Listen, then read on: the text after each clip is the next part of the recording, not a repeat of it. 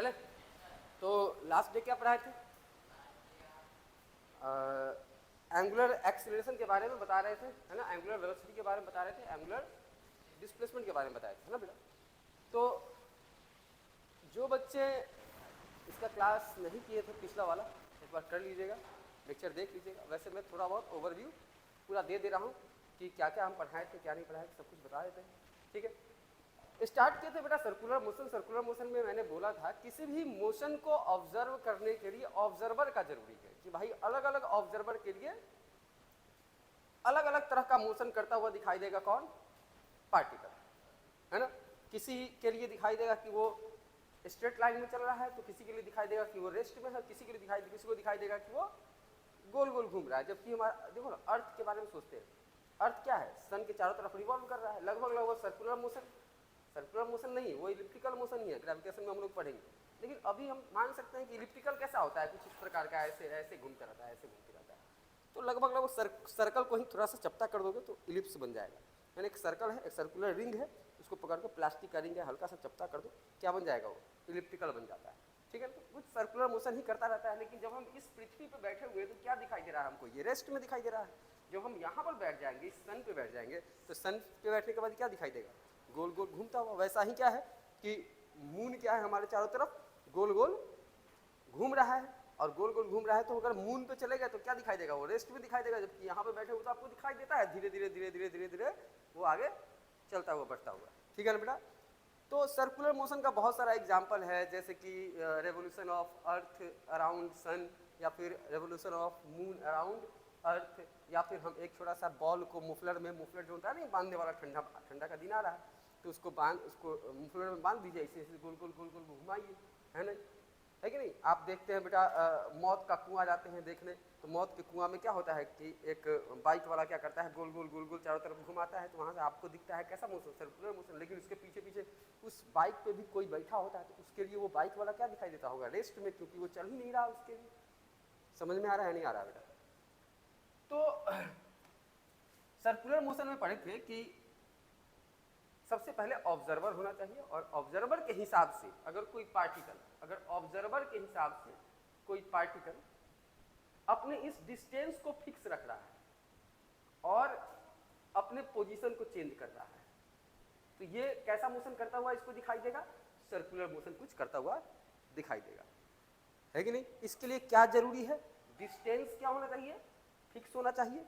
दूसरा, वेलोसिटी हर समय चेंज होते रहेगा, वेलोसिटी का डायरेक्शन। देखो ना कि मान लो कि ये कोई पार्टिकल है और ये सर्कुलर मोशन करेगा, तो पार्टिकल यहाँ पे है, अभी ऐसे जा रहा था, थोड़ी देर के बाद ऐसे जा रहा है, थोड़ी देर के बाद ऐसे जा रहा है। हम तुमको पकड़ लेते हैं, आ जाओ ऋषभ इधर,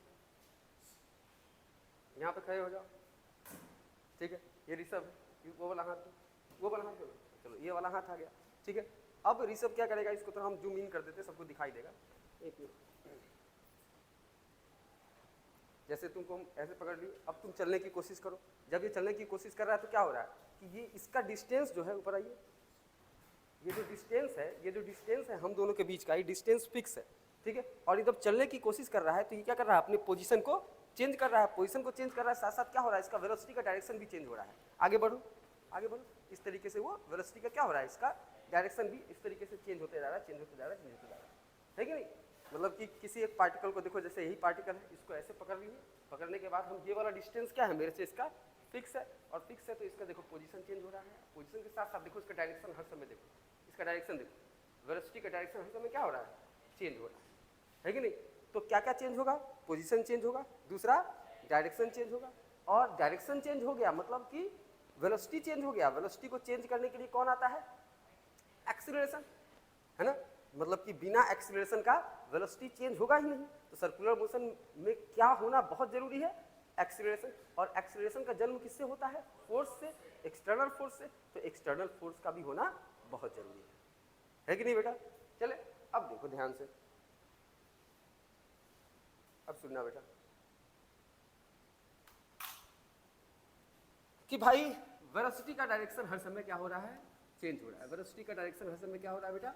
चेंज हो रहा है। और वेलोसिटी का डायरेक्शन चेंज हो रहा है, इसका मतलब क्या है? इसके पास क्या है? एक्सिस, पार्टिकल के पास क्या है? एक्सीलरेशन है। और एक्सीलरेशन कहाँ से आता है? फोर्स से। तो फोर्स पक्का इस पे लगेगा ही लगेगा, और वो फोर्स कहाँ से कब आएगा वो चीज़ हम इस चैप्टर में पढ़ेंगे, ठीक है। तो पूरे सर्कुलर मोशन को हमने दो भागों में बांट दिया कि हम दो भाग में इसका पढ़ाई करेंगे। पहला काइनेमेटिक्स ऑफ सर्कुलर मोशन।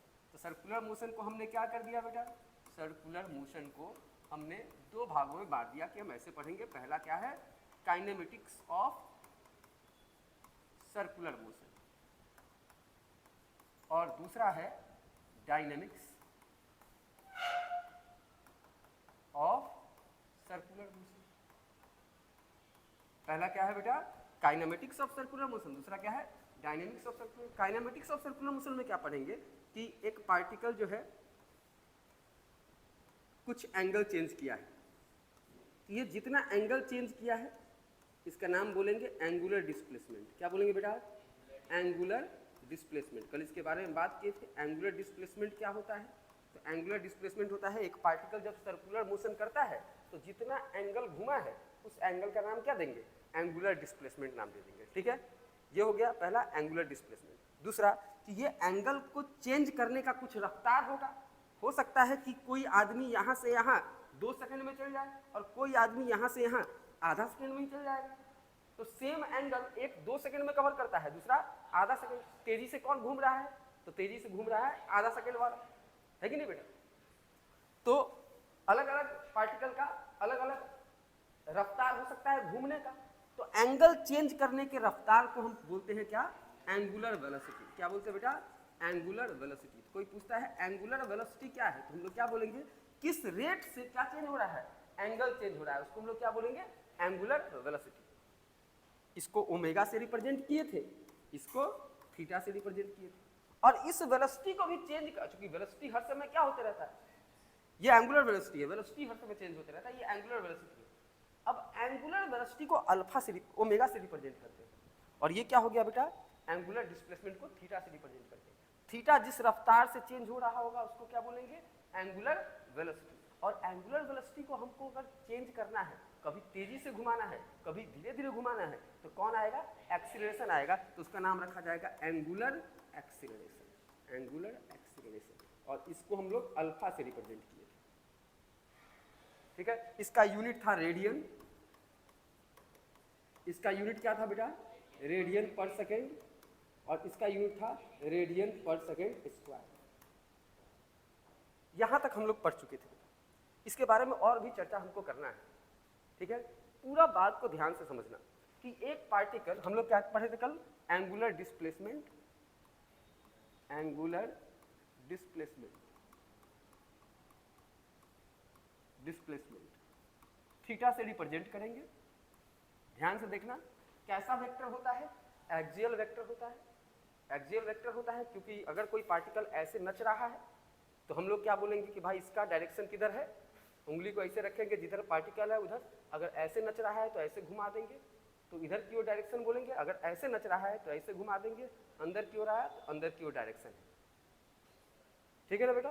तो या तो इधर डायरेक्शन होगा या तो इधर, मतलब पार्टिकल ऐसे ऐसे घूम रहा है तो इसके परपेंडिकुलर एक्सिस की तरफ या तो ऐसे, नहीं तो ऐसे डायरेक्शन होगा। वैसे ही एंगुलर वेलोसिटी में भी अगर ऐसे घूम रहा है तो इधर, या फिर ऐसे घूम रहा है तो इधर, ठीक है। वैसे ही एंगुलर एक्सीलरेशन, एंगुलर एक्सीलरेशन में क्या होगा, मान लो ओमेगा को बढ़ाना है तो मुझे एक्सीलरेशन किधर देना पड़ेगा, मुझे एक्सीलरेशन किधर देना पड़ेगा, जिधर ओमेगा है उधर ही। तो ओमेगा क्या होगा, अगर इधर की ओर है, मतलब ऐसे घूम रहा है तो ओमेगा इधर, और ऐसे घूम रहा है तो ओमेगा इधर। तो अगर ओमेगा को बढ़ाना है तो मुझे एक्सीलरेशन किधर देना पड़ेगा, इधर ही, मतलब ऐसे ही, है कि नहीं। और अगर इसको घटाना है तो मुझे, अगर ये इधर है तो इसके उल्टा दिशा में एक्सीलरेशन देना पड़ेगा, मतलब इधर। समझ रहे नहीं समझ रहे। तो एंगुलर डिस्प्लेसमेंट, तो एक पार्टिकल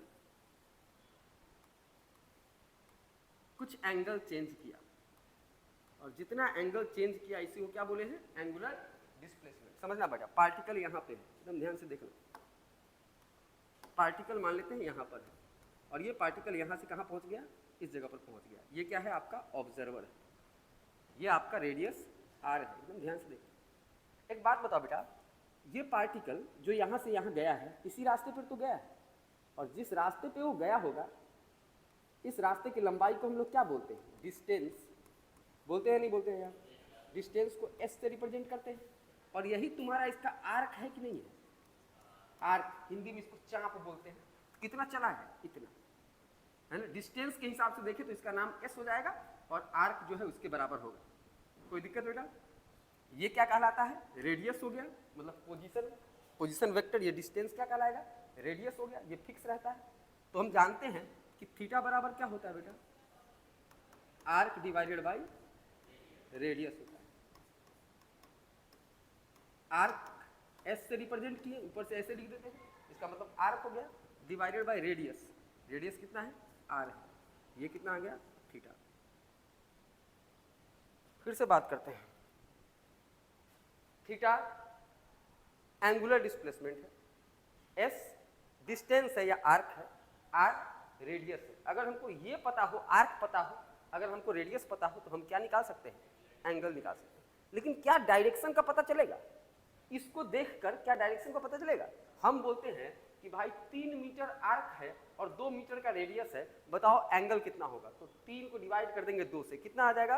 1.5 आ जाएगा। मीटर से मीटर कैंसिल हो गया, तो ये 1.5 रेडियन क्या आ गया? आपका डिस्प्लेसमेंट आ गया ना, एंगुलर डिस्प्लेसमेंट आ गया। लेकिन क्या इस एंगुलर डिस्प्लेसमेंट, इसको देख करके क्या बता सकते हैं कि ये पार्टिकल ऐसे घूम रहा था कि ऐसे घूम रहा था, है ना? तो भाई डायरेक्शन वाइज हम पता नहीं लगा सकते हैं कि पार्टिकल कैसे घूम रहा था। किससे? आर्क के हेल्प से और रेडियस के हेल्प से। डायरेक्शन का तो पता नहीं लगा सकते, लेकिन कितना एंगल घुमा है, एंगुलर डिस्प्लेसमेंट में खाली उसका वैल्यू कितना है, मैग्नीट्यूड कितना है, वो पता चल जाता है। मतलब इसका मैग्नीट्यूड निकालने का फॉर्मूला क्या है? S arc divided by radius. कोई दिक्कत? यहां तक कोई दिक्कत नहीं? ठीक है बेटा, ये तो हो गया मेरा क्या, रिलेशन मिल गया। किसके बीच का रिलेशन मिल गया? तो किसके बीच का रिलेशन मिल गया बेटा? थीटा मतलब एंगुलर डिस्प्लेसमेंट और डिस्टेंस आर्क के बीच में रिलेशन पता चल गया। तो अगर मुझे डिस्टेंस पता हो और रेडियस पता हो, अगर कितना पार्टिकल घुमा है वो पता हो, और साथ साथ रेडियस पता हो, तो हम लोग क्या बता सकते हैं? एंगल बता सकते हैं, एंगुलर डिस्प्लेसमेंट बता सकते हैं। तो हम लोग क्या लिखेंगे? रिलेशन निकाले हैं। क्या लिखे? किसके बीच में रिलेशन है बेटा? Relation between magnitude of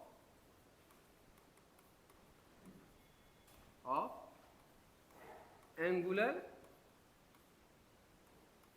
displacement and distance covered by particle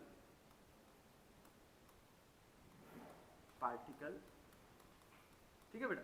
इसके बीच में रिलेशन जो हो गया वो ये हो गया थीटा। याद रहेगा?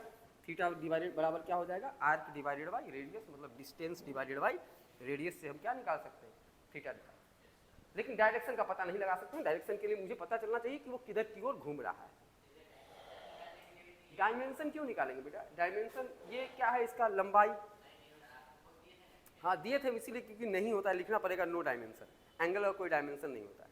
यूनिट हो गया रेडियन, एंगल का कोई डायमेंशन नहीं होता है। इसका डायमेंशन क्या हो गया? लेंथ L1, और इसका भी क्या हो गया? L1 से L1 कट गया, कोई डायमेंशन नहीं, डायमेंशन लेस क्वांटिटी होता है। ठीक है, समझ में आया?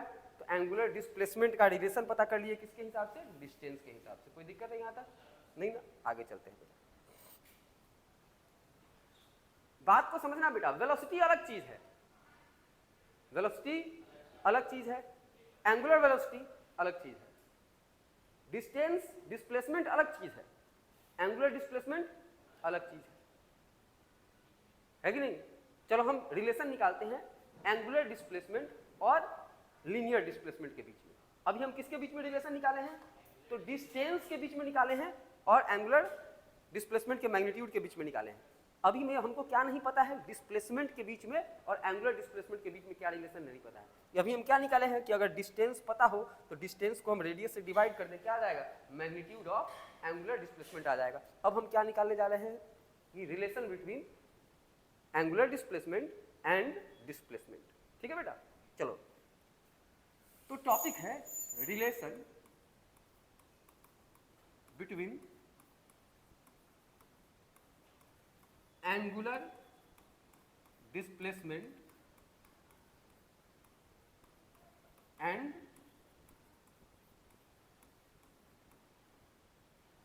लीनियर डिस्प्लेसमेंट या सीधे डिस्प्लेसमेंट।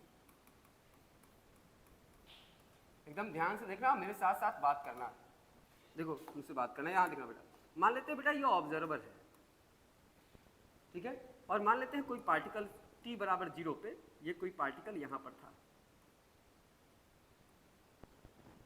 r1 वेक्टर या ri वेक्टर, हाँ r1 वेक्टर ही है, ठीक है, ये पार्टिकल यहाँ पर सर्कुलर मोशन परफॉर्म कर रहा है, ये पार्टिकल घूम करके कहीं यहाँ पर जाएगा, तो ये पार्टिकल पहुँच गया यहाँ पर, थोड़ा सा इसको छोटा कर देते हैं, ये पार्टिकल घूम के ऐसे पहुँच गया यहाँ पर, ठीक है, t बराबर 0 पर यहाँ पर था, अब ये घूमते घूमते कहाँ चला गया, यहाँ पर चल गया, इसको लिख देते हैं r2 वेक्टर, ठीक है बेटा। अब समझना बात को, डिस्प्लेसमेंट, एंगुलर लीनियर डिस्प्लेसमेंट की बात करते हैं। लीनियर डिस्प्लेसमेंट क्या है, यही तो है, यही तो है लीनियर डिस्प्लेसमेंट, नहीं बोल रहे, यही लीनियर डिस्प्लेसमेंट है। और ये क्या है, थीटा एंगल अगर ये घुमा है तो ये क्या है, एंगुलर डिस्प्लेसमेंट। ये है पीला वाला क्या है, लीनियर डिस्प्लेसमेंट, ये क्या है, एंगुलर डिस्प्लेसमेंट, और ये आर्क वाला क्या है, डिस्टेंस है। तो इसका तो बता दिए कि भाई distance divided by radius is equals to theta निकल जाएगा। अगर हमको डिस्प्लेसमेंट से क्या निकालना है, ये थीटा निकालना है, तो कैसे निकालेंगे समझिएगा बेटा। ये जो डिस्प्लेसमेंट एस वेक्टर हुआ है, इसको तुम दो तरीके से लिख सकते हो, r2 vector minus r1 vector, या तुम कह सकते हो कि सर एक बात बताइए, इसका जो वैल्यू होगा, मैग्नीट्यूड होगा, और इसका जो मैग्नीट्यूड होगा, ये दोनों मैग्नीट्यूड तो सेम है, क्योंकि रेडियस क्या रहता है, फिक्स रहता है, और रेडियस फिक्स होता है, मतलब मैग्नीट्यूड क्या है, इसका फिक्स है। अब हमको चाहिए क्या, ये डिस्प्लेसमेंट चाहिए, मतलब पार्टिकल यहाँ से कहाँ गया है, यहाँ गया है, तो ये डिस्प्लेसमेंट चाहिए। डिस्प्लेसमेंट को क्या लिखते हैं, r2 vector minus r1 vector. क्या हम इस चीज को ऐसे लिख सकते हैं कि सर इसको इससे कर दो,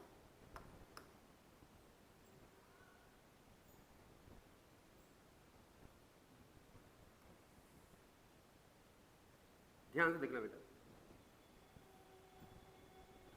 क्या हम इस पोजीशन वेक्टर को, r2 वेक्टर को, क्या मैं ऐसा लिख सकता हूं, r cos थीटा आई कैप, इसका दो कंपोनेंट, इधर की ओर कितना कंपोनेंट हो जाएगा, ये वाला कंपोनेंट, यहां से लेकर यहां तक इसका कंपोनेंट लेंगे तो r cos थीटा इधर की ओर है, x एक्सिस की ओर, r cos थीटा आई कैप, प्लस दूसरा ये वाला कितना हो जाएगा, r sin थीटा किधर की ओर, y एक्सिस की ओर, ये क्या, ये क्या निकल गया, फाइनल r2 वेक्टर निकल गया, नहीं बोल रहे हो यार। और r1 वेक्टर कितना है, r1 वेक्टर कितना है, r1 वेक्टर ra है, किधर की ओर है, x एक्सिस की ओर, r1 वेक्टर कितना है बेटा, r ही है, किधर की ओर, r किधर की ओर, x एक्सिस की ओर। ये क्या है आपका पोजीशन वेक्टर, फाइनल कहाँ पहुंचा, यहाँ पहुंचा। ये क्या है आपका इनिशियल पोजीशन, ये क्या हो गया, r1 वेक्टर बराबर r आई कैप, ठीक है बेटा। और यहाँ से अगर हमको निकालना होगा, ध्यान से देखना बेटा, अगर मुझे निकालना है डिस्प्लेसमेंट वेक्टर, तो हम कैसे निकाल सकते हैं, s वेक्टर बराबर क्या होता है, r2 vector minus r1 vector बराबर कितना हो गया, r cos theta I cap plus r sin theta j cap minus r I cap. अरे कोई दिक्कत है, r cos theta I cap plus r sin theta j cap minus r I cap. अब I cap वाले को एक साथ ले जाएंगे, ये कितना हो जाएगा, r cos theta I cap minus 1, sorry I cap क्यों लिख रहा हूँ, cos थीटा माइनस 1 आई कैप हो गया, प्लस r sin थीटा क्या हो गया बेटा, j कैप बराबर क्या हो गया, डिस्प्लेसमेंट वेक्टर। अब अगर मुझे कोई बोल दे कि रेडियस इतना है और एंगल इतना है, तो मैं डिस्प्लेसमेंट निकाल सकता हूं या नहीं निकाल सकता हूं। अगर एंगुलर डिस्प्लेसमेंट पता हो और रेडियस पता हो तो डिस्प्लेसमेंट वेक्टर निकल जाएगा, इसमें रख करके निकाल सकते हैं डिस्प्लेसमेंट वेक्टर। अच्छा, ये तो हो गया रिलेशन किसके किसके बीच का, डिस्प्लेसमेंट वेक्टर के बीच का और किसके बीच का, एंगल के बीच का। मैं एक बार फिर से समझाता हूं बेटा, हमने क्या किया है, एक पार्टिकल t बराबर 0 पे यहाँ पर था, और चलते चलते घूमते घूमते t बराबर t पर कहाँ पहुँच गया, यहाँ पर पहुँच गया, तो पार्टिकल घूमते घूमते यहाँ पर पहुँच गया। अब ये सर्कुलर पाथ है तो रेडियस क्या होगा, सेम, और रेडियस सेम हो गया तो मैंने r1 वेक्टर को क्या लिख दिया, r1 वेक्टर बराबर, इसी को x एक्सिस मान लिए, तो r1 वेक्टर बराबर r डिस्टेंस हो गया और किधर की ओर, x एक्सिस की ओर, तो r1 वेक्टर हो गया कितना, ri कैप, और r2 वेक्टर को कैसे लिख दिए, ये भी तो r है, इसका दो कंपोनेंट r cos थीटा, दूसरा r sin थीटा, तो r2 वेक्टर को लिख दिए r cos theta i cap plus r sin theta j cap. कोई दिक्कत है यहाँ तक, कोई दिक्कत नहीं बेटा? अच्छा एक बात ध्यान देना, ये किसके किसके बीच का रिलेशन निकल गया, डिस्प्लेसमेंट वेक्टर और एंगुलर डिस्प्लेसमेंट वेक्टर के बीच का, कि डिस्प्लेसमेंट वेक्टर पता होगा तो एंगुलर डिस्प्लेसमेंट निकाल सकते हैं, या एंगुलर डिस्प्लेसमेंट पता होगा तो डिस्प्लेसमेंट वेक्टर निकाल सकते हैं। कोई दिक्कत यहाँ तक नहीं ना? डिस्प्लेसमेंट वेक्टर क्या था, यही ना था तीर वाला, ये एस वेक्टर। अब एस वेक्टर का एंगल पता हो तो हम लोग इसमें एंगल रख करके और रेडियस रख करके क्या निकाल सकते हैं, डिस्प्लेसमेंट निकाल सकते हैं। कोई दिक्कत नहीं, जैसे मैंने बोला कि भाई मान लो π/6 रेडियन घूम गया तो π/6 रख दो यहाँ पर, और जितना रेडियस है रेडियस रख दो, रेडियस का वैल्यू क्या निकल जाएगा तुम्हारा, डिस्प्लेसमेंट निकल जाएगा। तो लीनियर डिस्प्लेसमेंट, चलने वाला डिस्प्लेसमेंट, एंगुलर डिस्प्लेसमेंट, घूमने वाला डिस्प्लेसमेंट, तो घूमने वाला डिस्प्लेसमेंट निकल जाएगा एंगुलर लीनियर डिस्प्लेसमेंट से, और लीनियर डिस्प्लेसमेंट निकल जाएगा किससे, एंगुलर डिस्प्लेसमेंट से। मेरी बात समझ रहे हो? अच्छा एक बात बताओ कि जैसे डॉलर अमेरिका का करेंसी, रुपीज इंडियन करेंसी, अब दोनों अलग अलग चीज है तो पैसा ही। अब हम चाहें तो कन्वर्ट कर सकते हैं ना, रिलेशन पैदा कर सकते हैं ना, कि 100 रुपया में $1 हो जाता है नहीं हो जाता, तो इसके हेल्प से उसको निकाल सकते हैं, उसको हेल्प से, तभी तो वहां का आदमी आता है तो यहाँ पे एंजॉय करता है, यहाँ का आदमी जाता है वहां पे एंजॉय, कन्वर्ट कर देता है डॉलर को, है ना। उसी तरीके से बेटा डिस्प्लेसमेंट सेम चीज को बता रहा है, डिस्प्लेसमेंट सेम चीज को बता रहा है कि कोई पार्टिकल यहाँ था और यहाँ पहुंच गया, और एंगुलर डिस्प्लेसमेंट उसी को बता रहा है किसी और रूप में, कि भाई ये ऐसे था यहाँ पर और इतना एंगल घूम गया है। मेरी बात समझे नहीं समझे? ठीक है ना। तो डिस्प्लेसमेंट निकाल सकते हैं एंगुलर डिस्प्लेसमेंट से, और एंगुलर डिस्प्लेसमेंट निकाल सकते हैं डिस्प्लेसमेंट से। यहाँ तक समझ में आया? क्लियर है? कोई दिक्कत? अब इसे हटाते हैं और आगे चलते हैं। हम क्या पढ़ रहे हैं आज के क्लास में? आज के क्लास में पढ़ रहे हैं सर, देखिए दो क्वांटिटी हम लोग पढ़ा है, एक एंगुलर डिस्प्लेसमेंट, घूमना, जितना एंगल घूमा उस एंगल को बोलते हैं एंगुलर डिस्प्लेसमेंट, और एंगुलर डिस्प्लेसमेंट को हम निकाल सकते हैं किसके हेल्प से, डिस्टेंस के हेल्प से या लीनियर डिस्प्लेसमेंट के हेल्प से। क्या निकाल सकते हैं? एंगुलर डिस्प्लेसमेंट, एंगल का वैल्यू निकाल सकते हैं, या एंगल पता होगा तो डिस्प्लेसमेंट या डिस्टेंस निकाल सकते हैं। क्लियर है यहाँ तक? चले अब दूसरा होता है बेटा, तो तुम सोचोगे कि एक बात बताइए सर, तो घूमने का रफ्तार जो है एंगुलर वेलोसिटी और चलने का रफ्तार लीनियर वेलोसिटी, इसके बीच में भी तो रिलेशन होना चाहिए। कि अगर कोई बोलता है 10 रेडियन प्रति सेकंड से घूम रहा है, तो आप ऐसे नहीं बोल सकते कितना मीटर प्रति सेकंड से घूम रहा है। समझ रहे हो? रिलेशन पैदा करना है किसके किसके बीच का, एंगल किस रफ्तार में चेंज हो रहा है तो एंगुलर वेलोसिटी, और पोजीशन किस रफ्तार में चेंज हो रहा है तो लीनियर वेलोसिटी। लीनियर वेलोसिटी अलग चीज है, एंगुलर वेलोसिटी अलग चीज है, दोनों एक ही चीज को पढ़ा रहा है, समझा रहा है ना। हम इससे पहले पढ़े हैं क्या, लीनियर वेलोसिटी के बारे में, अब पढ़े हैं क्या, एंगुलर वेलोसिटी के बारे में। एंगुलर वेलोसिटी क्या कहता है, कितने तेजी से कोई पार्टिकल नच रहा है ना, कितने एंगल से प्रति सेकंड कितना एंगल घूम रहा है, एंगुलर वेलोसिटी। और लीनियर वेलोसिटी क्या कहता है, कितना मीटर प्रति सेकंड, एक सेकंड में कितना मीटर चला, उसको क्या बोलते हैं, लीनियर वेलोसिटी। अब दोनों एक ही चीज को समझा रहा है, तो दोनों में रिलेशन बताओ, है कि नहीं। चलो रिलेशन दिखाते हैं, रिलेशन निकालते हैं। फिर से टॉपिक है क्या, रिलेशन बिटवीन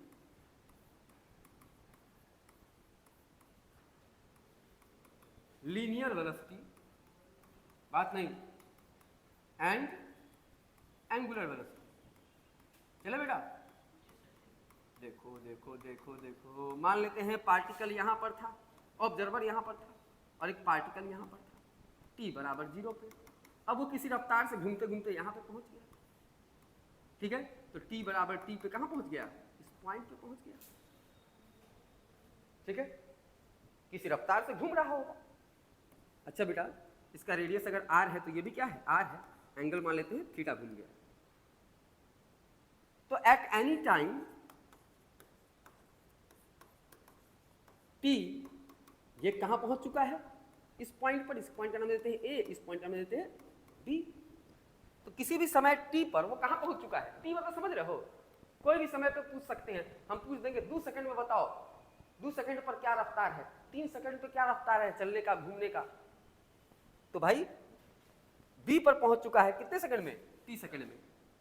तो क्या इसके पोजीशन को अभी लिखे हैं आर वेक्टर, मतलब ये फाइनल पोजीशन है, इसका नाम दे देते हैं आर वेक्टर, आर फाइनल, और ये क्या है आर इनिशियल। आर इनिशियल यहाँ था, जिस समय पर देख रहे हैं वो यहाँ पर पहुंचा, इसका नाम सीधे आर ए से रिप्रेजेंट कर देते हैं, ठीक है ना।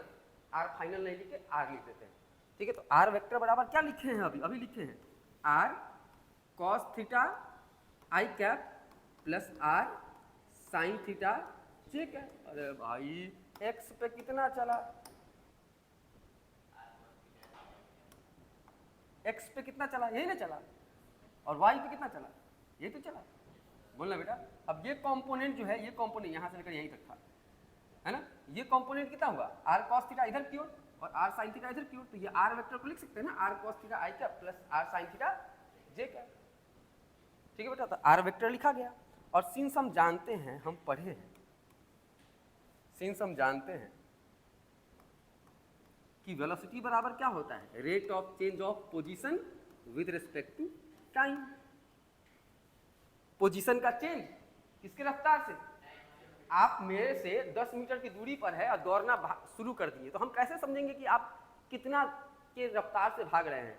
तो आप जितना पोजीशन चेंज करेंगे उसको डिवाइड कर देंगे किससे, आप जितना टाइम पे बात कर रहे हैं उससे डिवाइड कर देंगे, क्या निकल जाएगा, आपका वेलोसिटी निकल जाएगा, है कि नहीं। तो वही किए हैं, v बराबर क्या हो जाएगा, D R vector by d T. अब डी आर वेक्टर मतलब इसका डिफरेंशिएशन करना, तो भाई आर तो कांस्टेंट है, तो आर को तो छोड़ दीजिए। अब बचा कौन सा, कॉस थीटा। कॉस थीटा का डिफरेंशिएशन क्या होता है, याद करना पड़ता है, माइनस साइन थीटा। अब फिर थीटा का डिफरेंशिएशन करना पड़ता है अंदर वाले का। कॉस थीटा का हो गया माइनस साइन थीटा, अंदर वाले का डी थीटा बाई, किसके रेस्पेक्ट में निकाल रहे हैं, टाइम के रेस्पेक्ट में, d theta by d t plus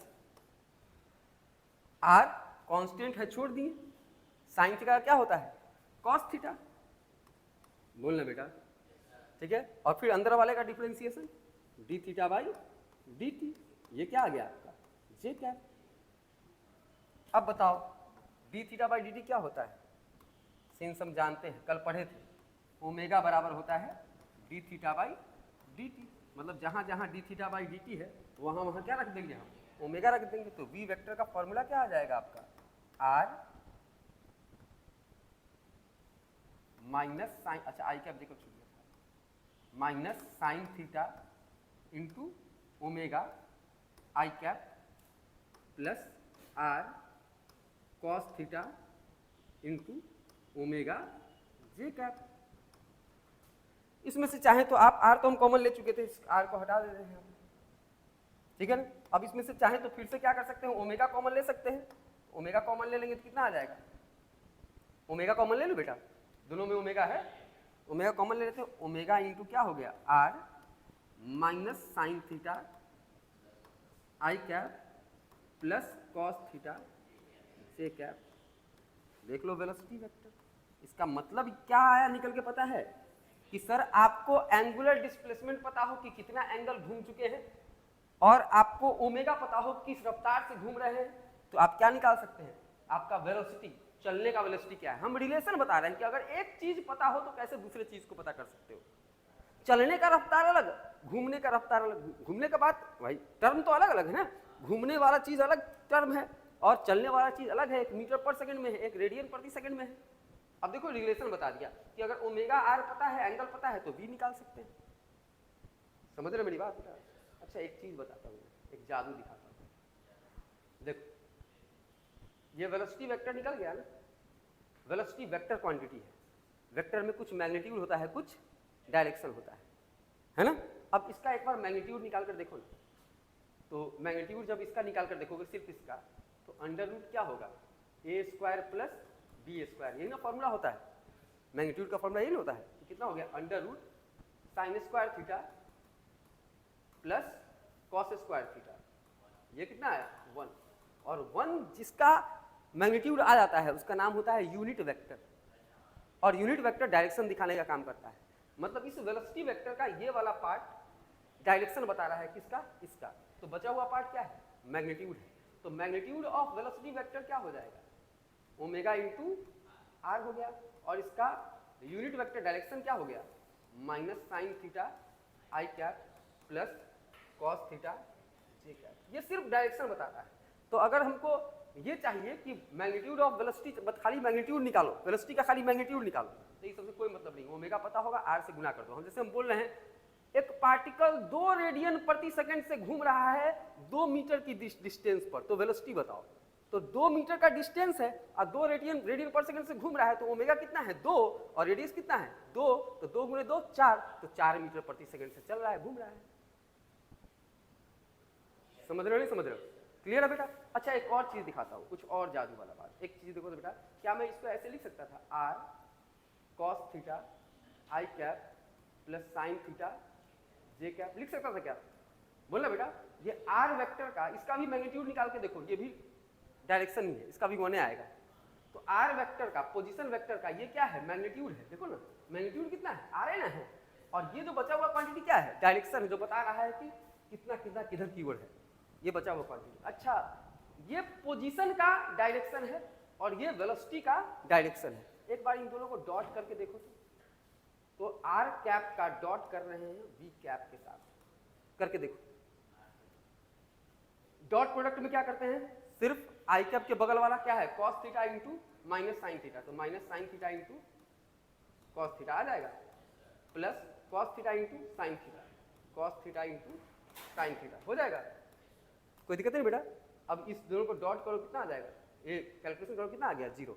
और हम लोग पढ़े थे वेक्टर में कि जब 2 वेक्टर का डॉट प्रोडक्ट 0 आ जाए मतलब दोनों आपस में परपेंडिकुलर होता है। इसका मतलब ये है कि सर्कुलर मोशन में वेलोसिटी हमेशा रेडियस में परपेंडिकुलर होगा। और जब हम कल क्लास स्टार्ट किए थे तो ये बात बोले भी थे कि पार्टिकल तभी सर्कुलर मोशन परफॉर्म कर पाता है जब पार्टिकल का वेलोसिटी, ये रेडियस वेक्टर है और ये वेलोसिटी वेक्टर, ये तभी सर्कुलर मोशन करेगा जब ये रेडियस पर ये वेलोसिटी क्या होगा, परपेंडिकुलर होगा। जैसे अभी ऋषभ दौड़ रहा था, चल रहा था, अभी दिखा भी रहे थे, तो हम इसको ऐसे पकड़ लिए थे, ये पार्टिकल है और ये रेडियस है। तो जब ये सर्कुलर मोशन परफॉर्म कर रहा था, देख रहे हो ये वेलोसिटी इसका क्या रह रहा है, इस रेडियस पे हमेशा परपेंडिकुलर। हम तुम्हारे हाथ को पकड़ लेंगे, तुम घूमने लगोगे, तो तुम्हारे चलने का ये डायरेक्शन और रेडियस का, पोजीशन का ये डायरेक्शन। तो पोजीशन इधर है जबकि चल तुम ऐसे रहो, तो अपने आप ऐसे घूमने लगोगे। देखो ना मेरा उंगली, अंगूठा देख रहे हो, अंगूठा ये है। अब इस मान लो कि तुमको हम ऐसे पकड़े हुए, तुम अंगूठा ही हो और तुम भाग रहे हो, हम तुमको ऐसे पकड़े हुए, तुम ऐसे घूम जाओ। समझ रहे हो नहीं, इस तरीके से ऐसे घूम जाओ। तो वेलोसिटी जो होता है रेडियस पे क्या रहता है, हमेशा परपेंडिकुलर रहता है। तो वेलोसिटी हमेशा रेडियस पर परपेंडिकुलर होता है। तो सर्कुलर मोशन होने के लिए सबसे जबरदस्त कंडीशन है कि जब तक वेलोसिटी रेडियस पर परपेंडिकुलर नहीं होगा तब तक वो पार्टिकल सर्कुलर मोशन नहीं करेगा। अगर होगा तो सर्कुलर मोशन करेगा। अगर दोनों होगा कि परपेंडिकुलर नहीं भी हो और कुछ हो भी, तो आधा कुछ सर्कुलर मोशन करता हुआ दिखाई देगा और कुछ सीधे भागता हुआ दिखाई देगा। इस पर हम चर्चा करेंगे। क्या है, तुमको डेरिवेशन समझ में आया? अगर तुमको डेरिवेशन समझ में आया तो इसके बारे में सोचो। नेक्स्ट वीडियो में बहुत ज़्यादा, बहुत अच्छे से इसके बारे में और चर्चा होगा। इसको एक बार 2 बार रिपीट करना, देखना, क्योंकि सारा कॉन्सेप्ट इसी पे है ना।